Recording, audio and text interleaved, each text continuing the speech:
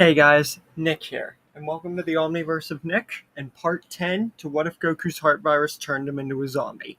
Before we begin in today's episode, be sure to smash the like button, subscribe to the Omniverse of Nick, and further acknowledge and support the future of the Omniverse by checking out everything on the homepage and all around the Omniverse to see everything that it has to offer, and comment future expectations and requests in the comment section for this year and for the future. With all that said, let's get started. We ended off last time with Goma using the third eye, and that whole thing finessing to the end of Daima.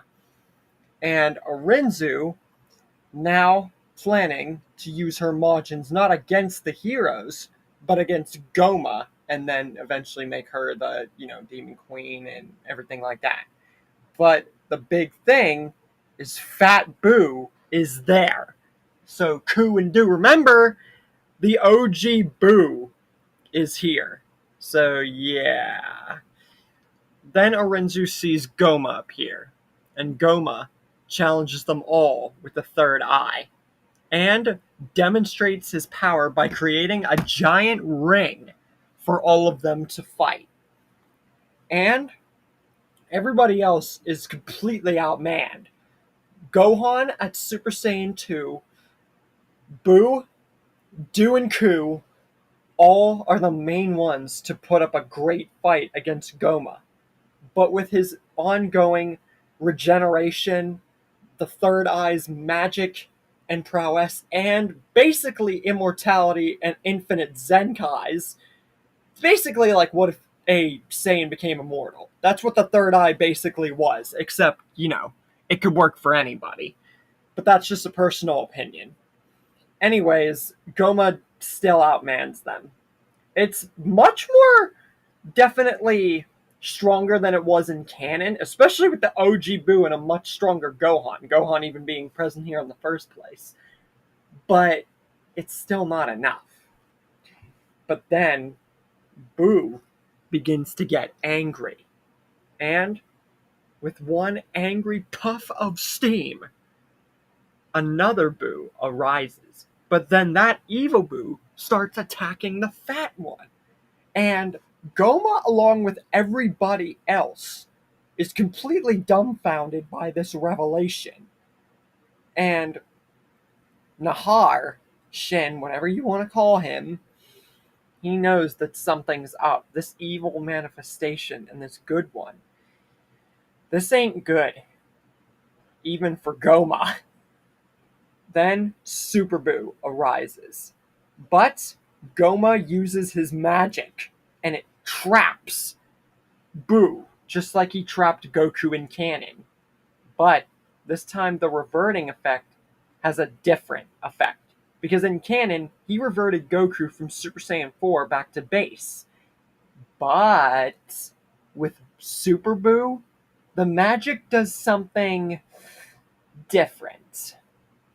It turns Boo back into Kid Boo. It cancels out Fat Boo completely, and both the Kais, and all that's left is the actual Boo, the pure manifestation of evil and chaos, Kid Boo. And Nahar is completely terrified. Goma doesn't know what he just did. He unleashed the worst kind of Boo back to normal. And now he knows they're all like, now they got two mass destroyers. Thought it was bad with Zombie Goku and Majin Buu in general. Now they got Boo and a freaking Demon King with the third eye. This could not get any worse. Kid Boo devilishly smiles, and all it's needed to know is that his eyes are square set on not only Goma, but destroying everything. But Goma, he doesn't seem scared. If anything, he looks down on this little Boo and sees not but just a weak, defenseless shell of what was the destroyer Majin Buu. And he knows that at least to him, Boo is no threat now. But then Boo prepares his signature move, the Planet Burst or the Vanishing Ball, whatever you want to call it, his basically death ball to destroy the entire demon realm. And he fires the ball, but it doesn't go the way that everyone thought it would, with the demon world almost pretty much being destroyed and all of them having to vacate. No, something else happens. Goma uses his magic, absorbs the energy of the ball, and then transfers it into his own hand, making his own vanishing ball, which is kind of what we saw him use in canon, but with Boo's energy, it's way different. Then, with one swift hand motion and the third eye's magic, he blasts it straight towards Boo, which incinerates him, killing him essentially with his own attack. Gohan has had enough. One mass destroyer is out of the way. Now they have to get rid of one, and he will do it. He powers up to the absolute max of his potential and turns Super Saiyan 3. But Goma is still too powerful. And we get the same scene with Goku and Neva, now with Gohan and Neva, with him giving Gohan energy. And this, in turn, is the catalyst for Gohan's Super Saiyan 4. Now, if this were present Gohan, it'd be very debatable because of his ultimate form, etc., etc. And Gohan has ultimate, but you'll understand I've done many things with this future Gohan, etc., and you'll understand why he's getting Super Saiyan 4 like Goku. It's not going to go like, he's not the new Goku, You'll understand. Vegeta is completely dumbfounded. He has been surpassed again, but he's not all that worried, because Vegeta, he's thinking about something, but he can't pull it off while he's a child. So for now, all he can do is watch. But Gohan, even with this power, a full fiery Masenko, new moves, a new power-up, it's still not enough. And Goma uses his magic and reverts Gohan to base. But that's when the demon Shenron is, or, the demon dragon Porunga, or whatever you want to call it, is brought in. And then Goma tries to attack before the wish is made, and he gets flecked aside, which is, my opinion, makes up for the whole King Piccolo and everyone trying to kill the dragon. Good moments. Anyways, we know Glorio betrays Orenzu and makes the wish to turn everybody back into adults.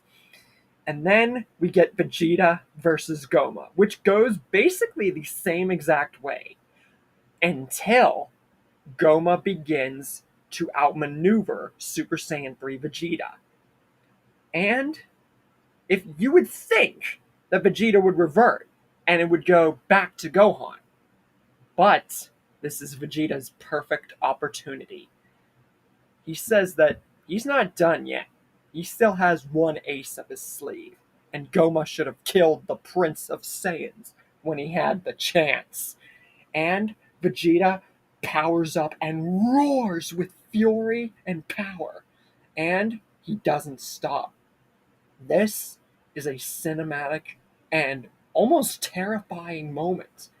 And as he powers up more, everyone begins to sense something familiar. A presence, an aura that they know from Vegeta and from their past all too well.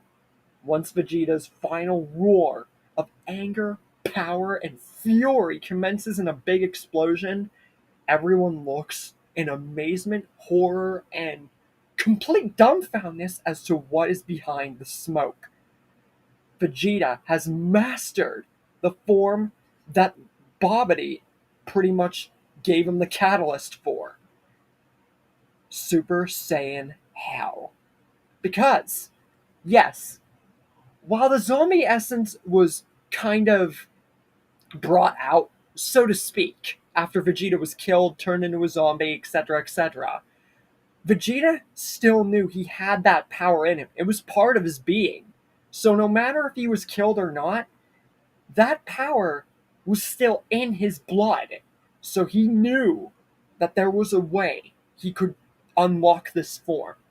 It might not have been as dominant as when he had it before with Bobbity and everything, but if he could learn how to maneuver, master it, and fight with it after unlocking it again, then maybe he could get it back to that level. So yeah, Super Saiyan Hell has officially returned. And we go back to Vegeta and Goma fighting. Vegeta's red and gray blast mixed and his claws reawakened gives Goma more of a fight with Vegeta than he even thought possible. And then Vegeta starts to get more offensive with his claws, which he now has on both hands, and is beginning to utilize more and more moves besides that. And when all that finally starts to die off and Goma starts to get stronger, Vegeta pulls off a final Gallic gun, which would honestly be the perfect moment to combine both Vegeta's best moves into one. But it still doesn't work. Goma is just too immortal, and obviously they don't know about the weakness yet. So Goma just still outmaneuvers him. And though Vegeta still continues to fight, we get the whole bath scene, Vegeta and that. So Vegeta surrenders. Then it's up to future Gohan. And Goma laughs, saying that you might have held the edge when you were little, but even as an adult, it will be the same outcome, especially when you only have one arm. But Gohan says, you have no idea the potential I have now that I'm grown again. Vegeta was right. You should have ended us when you had the chance. Then Gohan begins to cycle. Super Saiyan, Super Saiyan 2, Super Saiyan 3, and then he throws off his top of his uniform like Goku did and powers furiously, but not so much more furiously as Goku did, into Super Saiyan 4. Goma is utterly surprised at this, and like canon, but he isn't. He's quickly caught back to the fact he's going to still crush him. And he smiles, saying that you can power into however many forms you want. But, like before, when you were little, especially with one arm, it will be the same outcome. But Gohan says, you didn't think that this was the root of my power, did you? I'm not even close to done. And he reverts back to base form. Goma just laughs, says that, what are you, surrendering like that Vegeta guy? You don't want to play anymore, knowing you're no match for the Demon King Goma? But Gohan says no. He just has a higher power that no Super Saiyan regular form can match. And Goma, he's gonna regret even looking at it. He turns into Mystic form, or his ultimate form from Elder Kai. And he begins to flare up his aura and power up. And then a weird grayish, pinkish, bluish aura encompasses him, and he begins to furiously power up. Everyone is completely dumbfounded. They didn't know Gohan had this power. Mystic was one thing, because they barely knew about that. 4 was an accomplishment done here. But this? What is this? And he furiously, with a gigantic red, pink, blue, purple aura, flaring the entire demon realm, future Gohan transforms into Beast Future Gohan. And he flares up his one hand and says, this is the end of you, Goma, and the end of your reign. and fires a special beast cannon. And this incinerates through Goma and just all of him within seconds of it even touching him. But when he regenerates again, this is no ordinary regeneration, because this future Beast Gohan, it encompasses not only near Battle of Gods like Daima did, it encompasses like Universe 6 versus 7 slash the Black Arc power. So yeah, Goma's power, regeneration, and third eye magic, this transforms him. But this is no ordinary transformation. This is his final demon third eye transformation. Basically, he's regenerated and powered to the max level. Oh, sure, he can still regenerate. That is beyond a doubt. But his power, it's reached a limit. He has become not only Demon King Goma, he has become the Supreme Demon King Goma. And future Gohan Beast powers a furious red energy blast, or, Super Masenko, Beast Masenko, and he starts to fire it, but then he automatically breaks out of his beast form and is crippled, and is basically like an Ultra Instinct backfire.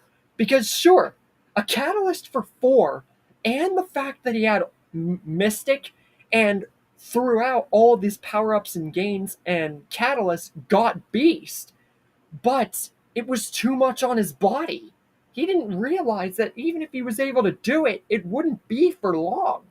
4, that was one thing, but Beast, oh, he's lucky he's not dead right now, but he's super close.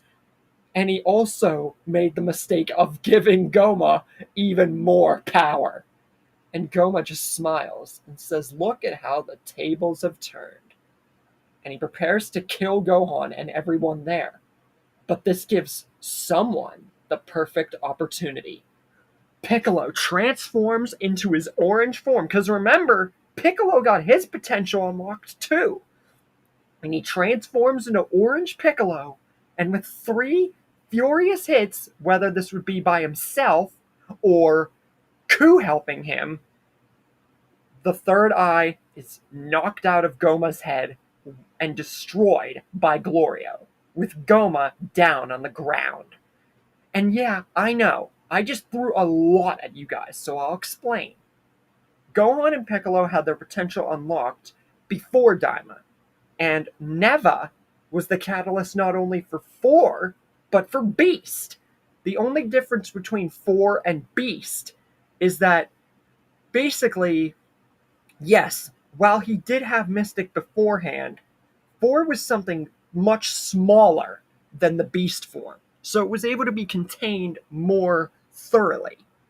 But with Beast, and that furious extent of Gohan's essence, especially this Gohan being a much more stronger, trained up, and actually different Gohan, means that the effects of Beast, especially now, would be different. It's unlockable, but he's not strong enough to maintain it, just like Master UI. So, yeah, this is how this was unlocked. As for Piccolo, there's nothing to talk about. He just had his potential unlocked and waited for the right moment. As for Vegeta, like I said before Daima, he worked not only to master Super Saiyan 3, but Hell. So, even though Super Saiyan Hell is not the way it was when he unlocked it through a catalyst of Babidi, he still managed to unlock it and utilize new moves like his claws, red and gray beams, and the final Gallic gun. So, yeah. And I know many of you are going to argue that if it's Orange Piccolo, wouldn't he become the new Supreme Demon King? No, because Piccolo would never want that, for one thing. And I feel that Ku getting it is enough. It's a good, finisher for them. And I feel that Ku still deserves that, and Piccolo would not want that. Especially in this story, with all the zombies and demons and everything. No, Piccolo would not want that. So I think going to Ku is still very good. Afterwards, Gohan knows now he has a new goal, especially with one arm. Master through Super Saiyan 4 and Beast, and maybe, just maybe, he could try to combine the two. But that's a very tall order. For now, he has to learn more about these forms and grow accustomed to them. And then maybe, just maybe, he could learn how to utilize them both. And Vegeta now knows that if he ever wants to catch up to Gohan, since Gohan's now, like, without a shadow of a million doubts, he needs to master Super Saiyan Hell. Definitely. Then we get to Super and Beerus's awakening to find the Super Saiyan God. Without Goku, will Beerus just destroy Earth? Or will Super Saiyan Hell and Beast and 4 be enough to quell Beerus's temper and train them without Super Saiyan God at all? Or if Super Saiyan God's introduced, does it even matter? And will we ever see Goku again, especially with a certain angel being behind, tapping someone back to life? With all these revelations, stay tuned for part 11.